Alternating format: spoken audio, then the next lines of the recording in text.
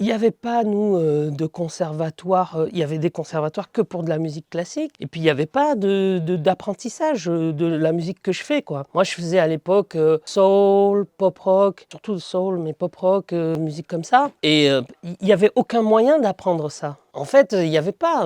Il n'y avait que le conservatoire pour apprendre le chant ou un instrument classique. Déjà, j'y avais pas accès. On avait 0 instrument à la maison. Et comme j'étais dans une cité où ça craignait, c'était école, maison, maison, école. Il n'y avait pas d'autres possibilités, on ne pouvait pas sortir. Mes parents ne voulaient pas qu'on traîne l'oisiveté chez les adolescents. Pour eux, c'était un truc dangereux. Et je les remercie parce qu'on était 5 enfants, on a dû inventer des jeux à la maison. De nous, il y a eu 2 musiciens, 2 chanteurs. Il y a moi et mon frère Akram, qui a fait un tube mondial avec Vendetta.